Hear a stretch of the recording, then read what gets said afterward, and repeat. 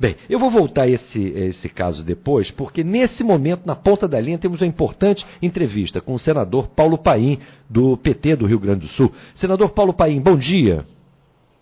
Bom dia, Paulo Passaguin, satisfação falar com você, programa Faixa Livre, Rádio Band. Muito obrigado, Paulo Paim. Amanhã, a Comissão de Constituição e Justiça dá início à apreciação aí do que nós chamamos a contrarreforma da Previdência. Você, Paulo Paim, é um dos maiores conhecedores no país da realidade da Previdência Social e da nossa Seguridade Social. Nós temos abordado aqui no programa que essa iniciativa legislativa aí do governo Bolsonaro tem como objetivo não somente retirar direitos previdenciários ou reduzi-los em relação aí à população brasileira, como principalmente atacar as bases da Seguridade Social. Você é responsável por aquela importante CPI no Senado da Previdência Social Pública. Você tem esperanças de todo aquele acervo que vocês levantaram, de informações, de deformações da atual Previdência, possam vir a sensibilizar os senadores e evitar o mal maior, que seria a aprovação dessa PEC? Olha, Paulo Passaguin, primeiro dizer, claro, que o quadro é inegável que é um quadro muito difícil, né? O governo joga pesado, como jogou na Câmara dos Deputados. Lá foram em torno de 40 milhões, diz que 10 milhões por ano por emenda. Aqui no Senado, que corre, que, como diria o outro, a boca pequena é a boca grande, isso até eu sei, porque é boca grande, né? E para mim não ia oferecer que é 30 milhões e que a intenção deles seria meio que liberar para todos, como dando a impressão que não foi um patrocínio especial em relação àqueles que votaram a favor da reforma da Previdência. Claro, senador, isso. Esses 30 milhões se referem à liberação de emendas? Liberação de emendas.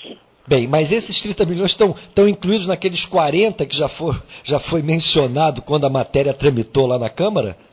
Está incluído talvez naqueles 4,5 bi, né? Que lá foi 3 bilhões, depois foi apresentado mais 1,5, mais um bi e meio, que dá 4,5 bi, e que daria então essa distribuição para que cada parlamentar distribuísse nas suas bases. E segundo eu vi uma própria entrevista de um parlamentar, para compensar o prejuízo que eles estavam causando aos trabalhadores do campo e da cidade, aposentados e pensionistas. Veja o absurdo. Que ponto nós chegamos nesse país. Então é esse quadro que se apresenta e as preocupações são enormes, né? Todos perdem. Quem está nos ouvindo nesse momento, se acha que alguém não vai perder, todos perdem, com certeza absoluta, tanto no cálculo do benefício, que passará a ser agora por toda a vida, e não somente as 80 maiores contribuições, calcule, aí pode dar prejuízo conforme o caso, pode ser de 10%, que sempre todos perdem, até 40%. Se pegar as especiais é mais grave ainda. Vou dizer por quê. O cidadão, vamos pegar o exemplo do mineiro, ele começa a trabalhar com 20 anos, por exemplo, ou 21, como alguns dizem que é o correto, né? Vamos pegar 20 mais 15, 35, ele só pode se aposentar com 55, aí deu 20 anos, mas digamos que ele começou com 21, como é a recomendação, que nem todos seguem a recomendação, ele fica 19 anos com os pulmões com problemas seríssimos, todos nós sabemos disso, só que não tem onde trabalhar. Ele não pode mais trabalhar no subsolo da mina e vai ficar esses 19 anos fazendo o quê? Desde que eu vou dizer agora, sem receber um centavo, até que ele chegue nos 55. Se quiser pegar um metalúrgico, começou a trabalhar com 20, com mais 25, 45, para chegar para 60, falta 15 anos. Nesses 15 anos, ele não recebe um centavo de lado nenhum, até não atingir os 60. Ora, se ao mesmo tempo eles reconhecem que o tempo especial deles é limitado à área insalubre e penosa, eles não podem mais trabalhar, como é que faz? Tem que afastar o cara, porque ele não pode trabalhar naquelas condições. Vamos pegar o caso do professor, só para resumir. O caso do professor é 10 anos. Ele completa o tempo de 25, e digamos mais mas comecei a dar aula com 20, mais 25, dá 45 para 55, 10 anos. Como é que ele faz esses 10 anos? Se o tempo limite dele, por aquilo que a própria Câmara aprovou, terminou. Estou dando alguns exemplos da gravidade dos fatos, né? O BPC, como agora a Justiça está dando, inclusive, e não é aquela regra mais da renda per capita de 1/4 do salário mínimo, eles cravaram na Constituição que é sim 1/4 do salário mínimo. Depois tem toda a questão do acidente no trabalho, né? Ou em direção ao trabalho, as aposentadorias por invalidez. Hoje o senhor está me ouvindo em casa nesse momento. Vamos só pegar um caso que pode acontecer. Deu um acidente no caminho, ficou inválido. Isso. Vossa Excelência vai se aposentar, que está nos ouvindo aí em casa, por invalidez com o princípio da integralidade, ou seja, as 80 barras de contribuição de 94 para cá. Agora vai ser baseado no seu tempo de contribuição, digamos que não tem ainda 20 anos, ou chegou no máximo a 20 anos, vai ser 60% do benefício e ainda calculado pela média, e não pelo princípio das 80 barras de contribuições. Então, essas coisas são tão absurdas que eu vou perguntar para eles que eles me respondam. É até bom, porque eu sei que eles vão pegar a gravação do teu programa e eles podem dizer lá, mas onde sim, coloquei e vou repetir aqui agora tudo que eu coloquei lá. Estou dando alguns exemplos da gravidade da situação que nos encontramos. Senador, e se esse exemplo aí do trabalhador que ficou inválido, se ele vier a falecer, a sua viúva vai sofrer também bastante, né? Porque o ataque ao valor das pensões é algo cruel, não é? Se faleceu, ainda mais se os dois trabalharem, aí de novo é um corte que vai atingir, em média, aí 50% do benefício. E olha bem, para isso tudo não tem regra de transição, viu? Se promulgar em outubro, tudo aquilo que aconteceu em novembro, inclusive o cidadão que estava projetando se aposentar em novembro, onde ele ia pegar a média das 80 maiores contribuições, ele já pode se preparar, porque ele vai ter uma defasagem conforme o cálculo, que vai atingir ele diretamente no outro dia. Não, é ataque por tudo quanto é lado.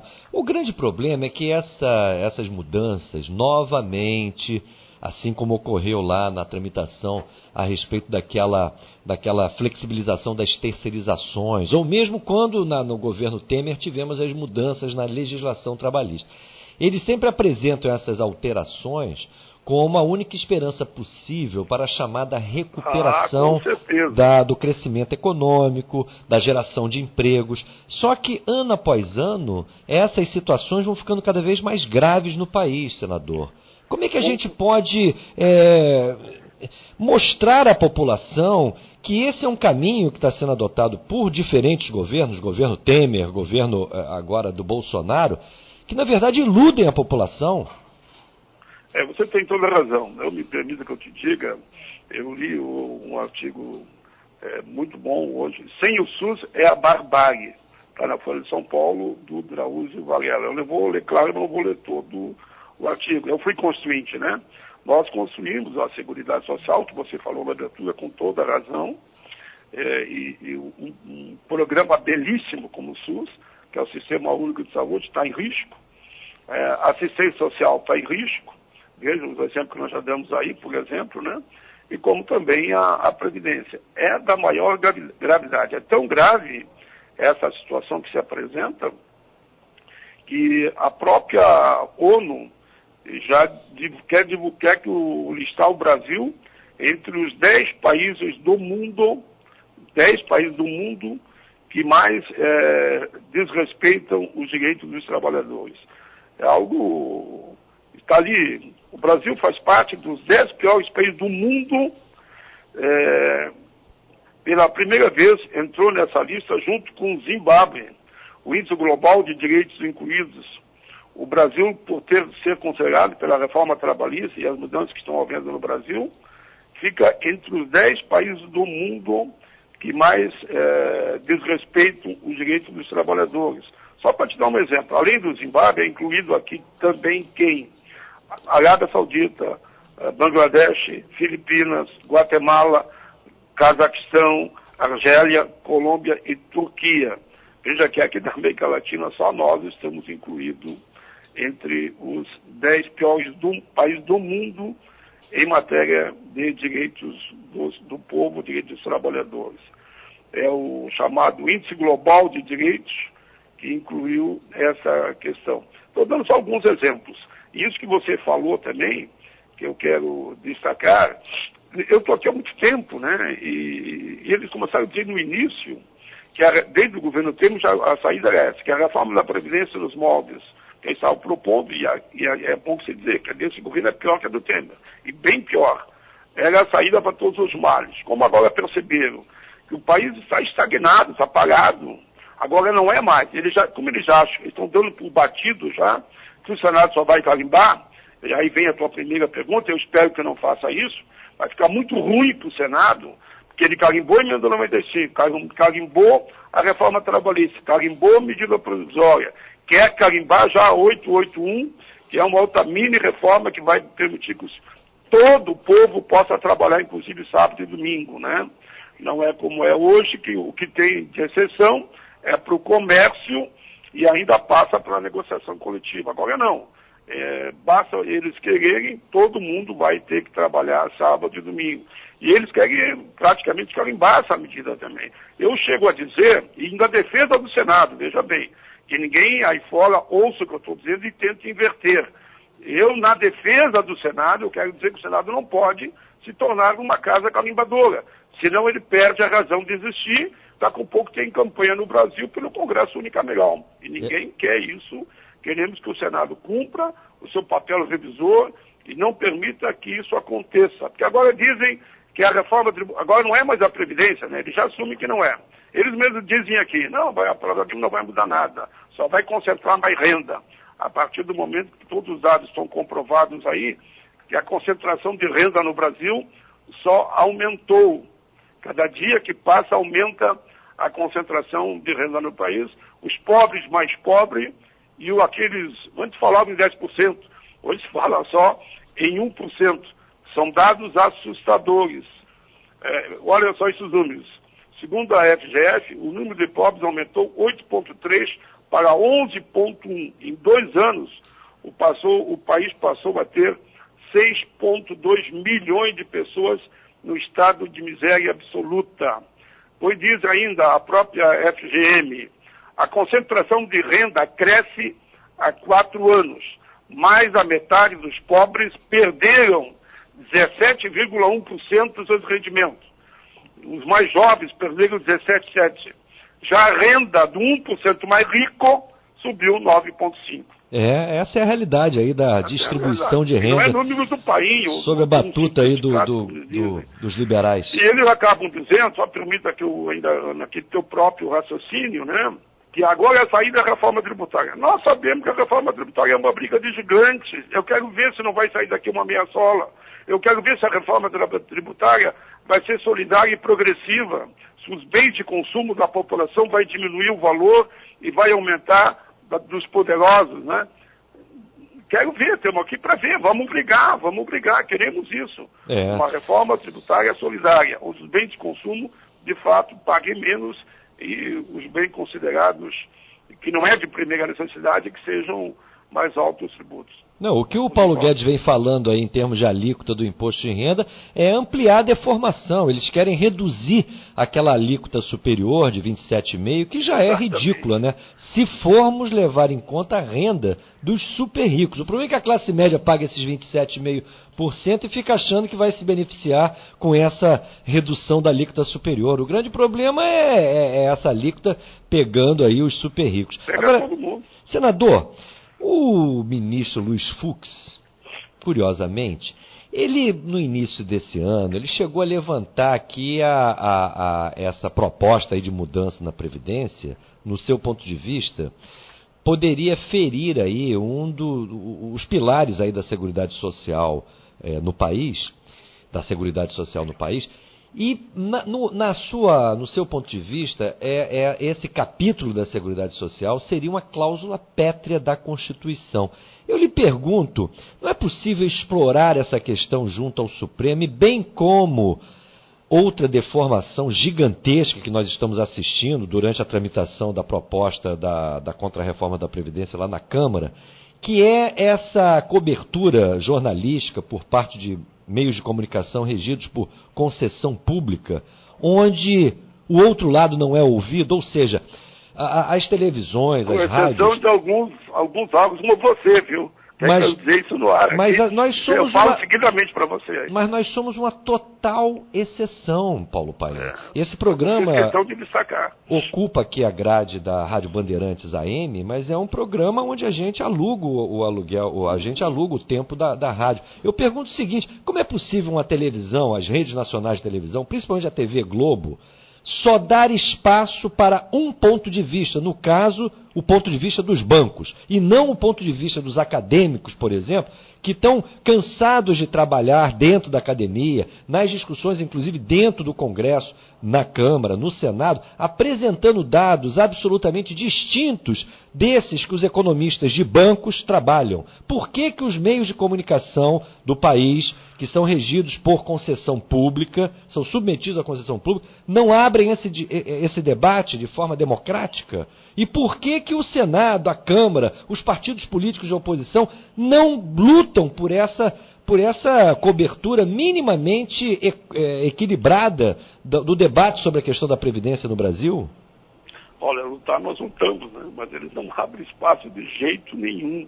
Deixa eu só te falar que a tua pergunta... Não houve nenhuma ação junto ao Supremo, por exemplo, questionando essa ditadura da informação.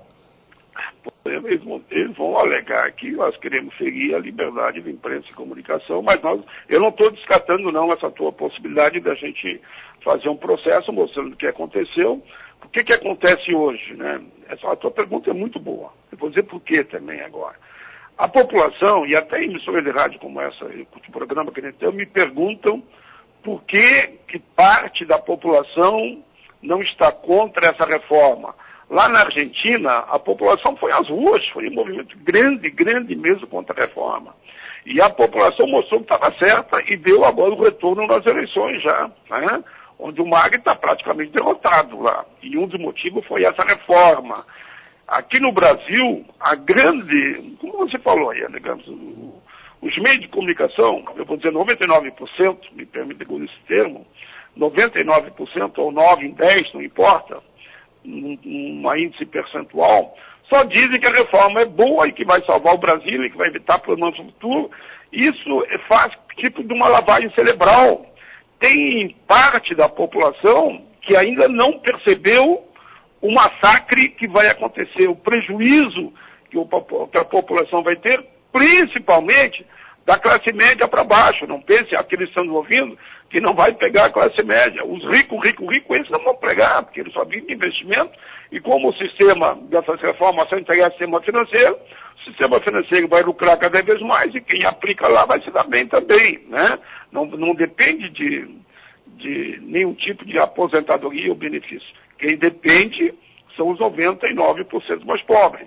Então a população não sabe o que é essa reforma. Isso tudo que eu te falei aqui, se tu perguntar até para algum deputado ou senador, não todos, mas pelo menos a ampla maioria, eles não sabem. Eles vão dizer, não sei.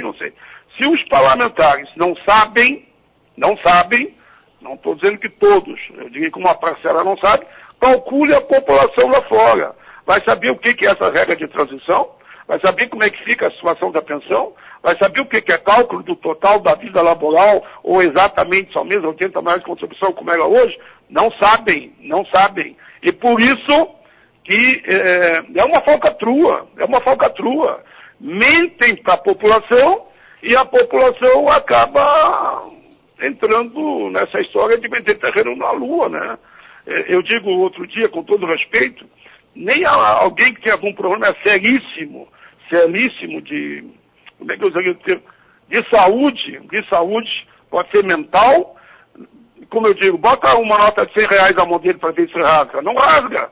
Agora, a população está rasgando dinheiro, estão rasgando o benefício da vida deles, da aposentadoria deles, da sobrevivência deles, e pelo desemprego que está aí, vai continuar o desemprego, todo mundo sabe que vai, é uma falácia isso que estão dizendo, o país está totalmente parado, como é que vai dar comida para os filhos, netos, enfim, porque estão dependendo dessa aposentadoria. Então, a situação é gravíssima e vai se aprofundar ainda mais.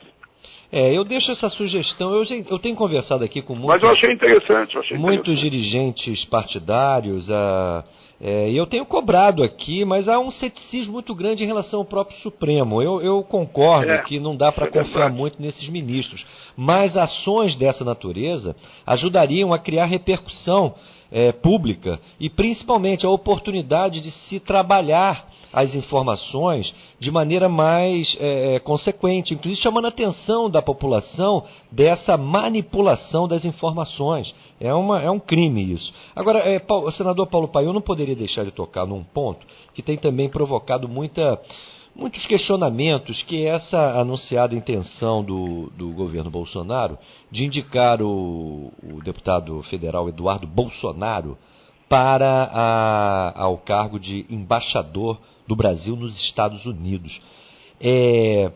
Como é que você vê esse exame que terá de passar justamente aí pelo Senado?